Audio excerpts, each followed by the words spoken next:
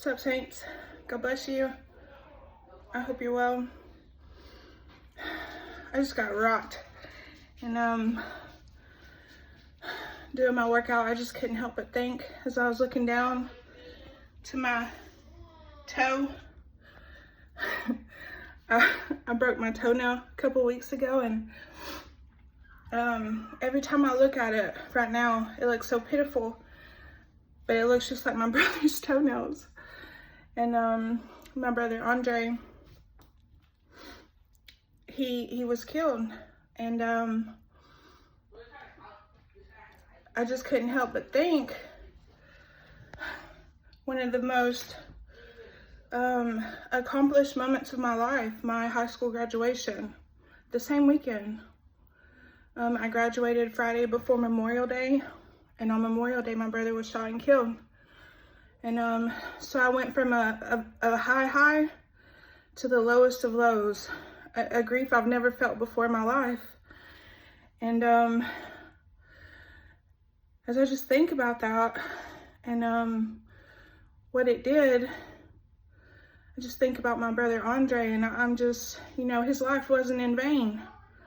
He pointed me back to Christ in my adulthood. Growing up when you're a child, and I remember going to altar calls as a little child, but I'm talking about in my adulthood, I saw the need. I didn't know where to put my grief, and I'm so thankful. His life wasn't in vain. It pointed me back to Christ. I became a worldly Christian, and that has its purpose too. It served me too.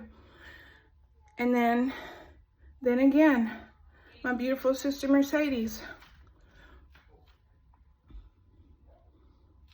she lost her life too. And when I think about it, it makes me so mad. Oh, I get so angry because both of my siblings' lives were cut short. They were stolen. The enemy comes to steal, kill, and destroy. But God came, Jesus came, that we may have life, and life more abundantly.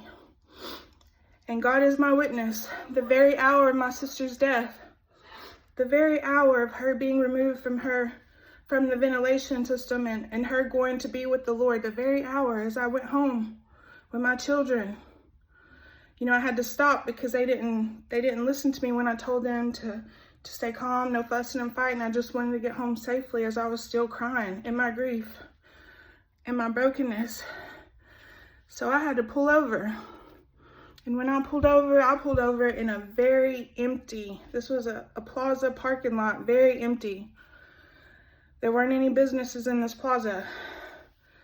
And as soon as I went back to get in my car after telling my kids to quiet down, to be quiet, the Lord saw fit to send me an angel. My back was to him. He approached. There was nobody around. I'm talking about, this is a plaza on the opposite side of a busy road. I heard it, "Excuse me, ma'am," from behind me, and I turned around, tears in my eyes, upset at my kids, and this man said, "The first man, Adam, was made a living soul.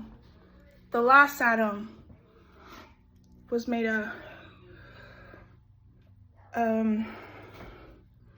the first man, Adam, was made a living soul. The last Adam was made a quickening spirit."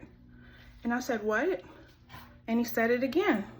The first man, Adam, was made a living soul. The last Adam was made a quickening spirit. And I said, "Huh? What are you talking about?" He said it again. The first man, Adam, was made a living soul. The last Adam was made a quickening spirit. Y'all, I asked this man, I said, "Do you know that my sister just died? She just passed away." I said, "Why are you telling me this?" He said, "No, I didn't know that. I'm sorry for your loss." He said, "I just want to receive my rewards in heaven." This man walked away just like that. Flew all over me for years. This was in 2021. Last year, was such a blessed year for me spiritually. Such a blessed year. And I finally, after reading the chapters surrounding 1 Corinthians 14:45, finally, I got some understanding. I'm sorry, that was 1 Corinthians 15:45. But last year, I got some clarity. God saw fit to send me an angel the very hour my sister passed from this earth and met the Lord, because to be absent from the body is to be present with the Lord. That very same hour, the Lord saw fit to tell me to walk in the Spirit, not in the flesh. So I just want to encourage someone today. I don't know what you've been through, but if you give it to God, he will use it all for good. Romans 8:28. My brother and my sister's life were not in vain. My brother's life, boy, it broke me. The death of losing him, the loss of losing him, it broke me. The loss of losing my sister, baby, that broke me too. But it birthed a new, it gave me a new insight. I went from being a worldly Christian to walking in the Spirit with Christ. And I'm going to challenge you today. If you're calling yourself a Christian and you're sitting here thinking that your Republican or your Democratic vote is going to make a change, baby, we're ambassadors for Christ. I'm a citizen in heaven. My citizenship is in heaven. My citizenship ain't here on this earth. I ain't claiming that. Come out of this world. Be renewed. Romans 12:2 says to be renewed in our minds.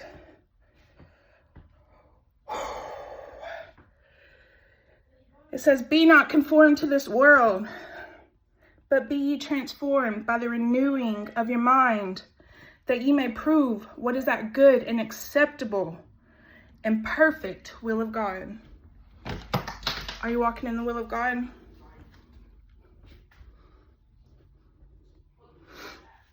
Baby, I got a mansion in heaven.